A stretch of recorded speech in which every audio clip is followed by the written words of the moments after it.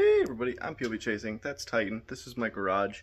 The video that was supposed to come out today was supposed to be a rust removal video.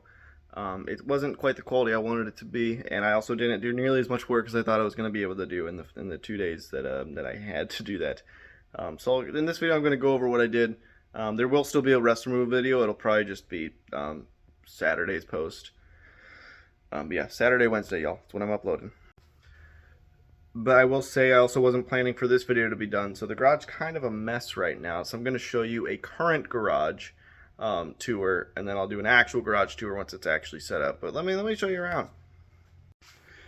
So this is where Titan goes. It's the actual garage part. There's a bunch of random stuff over here. There's an old Jeep windshield. I don't have a Jeep anymore.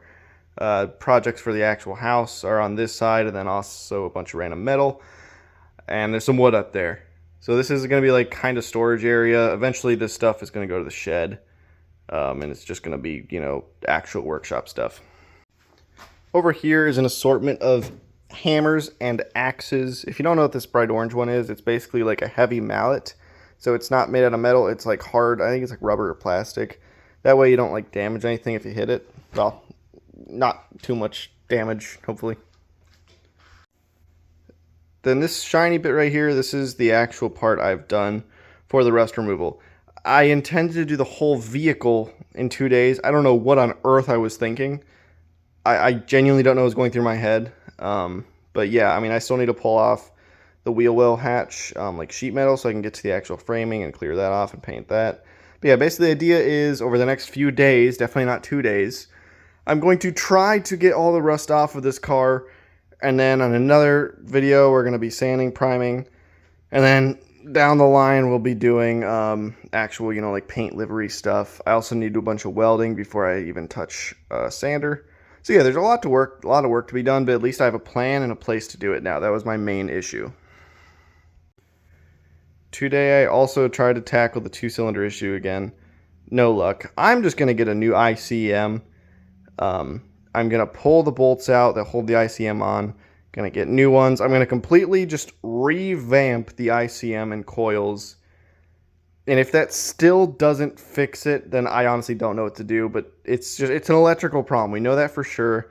Jester Tech is going to come by one of these days and check it out if I don't fix it with that ICM thing. Well, either way, he's going to come check it out. But yeah, oh boy. This is where things get even more messy. So as you can tell, I got helmet, I got tools everywhere. Let's be honest, this is what a garage usually looks like. When someone does a tour, they usually pick up. That's what I'm going with anyway to make myself feel better. But yeah, the previous owner left a whole bunch of stuff. So I mean, I got a bunch of drill bits here that I didn't buy. I got more than enough drill bits, Allen keys. These are plates I need to put in the house. I don't know what this TV remote is too. And then this over here is actually the hydraulic pump for the spikes. So I know people are into spikes. This is the hydraulic pump for that. And basically the idea is this is going to be mounted inside the car. And we're literally just going to use this to push the spikes in and out. Both of them will be off of one pump. So it'll probably be a little slow, but it should work. Further down the line, we have a drill. Does drill things.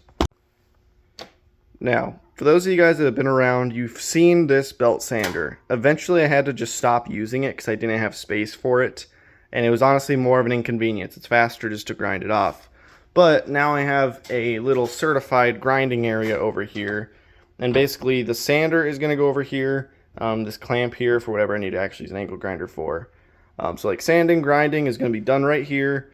It'll be easier for longer pieces as well. It's just going to be so much more convenient. So the drill press is going to turn let's see here. So when you have to weld a piece on, it's not just putting up welding. You have to clamp it. Well, you have to sand it, clamp it, grind it, bevel it, and then weld it. That, you put a hole through it, put a hole through whatever you're going to be putting it on, and then bolt. Done. Is that going to be for everything? Obviously not. But things like the wheel well hatches, instead of having to weld the hinges, we could just bolt the hinges. And it's going to be so much easier because doing that by hand with a little drill through straight up steel, not a fun experience. It's not enjoyable. Moving to the other side of the garage, this is going to be more like a actual like little workshop area for metal work. So you can tell I got my welder, got my grinder, Got my gloves. My helmet's supposed to go up there. Whoopsie daisies. Then we got speakers up there to play some music, some tunes while I'm welding. And this is like for probes. This is for just little things I need to do that I can, you know, sit down and do. It's going to be a very nice, convenient little area versus having to lug this thing around everywhere. The nice thing about this too is it's going to be next to my little cart I make. I'm going to take the top off of this like table saw and then basically make a rolling cart that the welder sits on with a nice pulley for the electrical that goes on the ceiling. So I just roll the cart wherever I need to go weld, and that's basically, it's going to be so much simpler than, you know, having to unplug, move the extension cord, blah, blah, blah. All that stuff needs to go in the house except for the random metal scrap. I got to find where to keep all my random metal. But this right here is the polycarbonate. For those of you on YouTube, you probably haven't seen this yet. This is 1/2-inch polycarbonate. It's 250 times stronger than glass. I'm talking like actual windshield, not just, you know, painted glass. So this stuff is incredibly strong. It's what all the interceptors use, minus I think a couple of them. And then right over there is our 16 gauge steel. That should actually be enough to finish the whole project. So it really is just a matter of cleaning and then welding it on and make sure everything's, you know, looking good. I do apologize if this was kind of hastily thrown together video. It is midnight and I'm really trying to stick on schedule, and I just wasn't happy with the way that the rust removal video is going. You know, I didn't get very good shots because I was forced to plug into the wall. It's not like I want to do this full time, and I want to be proud of the stuff I put on. Not that I'm going to be any more proud of this video probably, but whatever. You know, I'm trying. I'm tired, chat.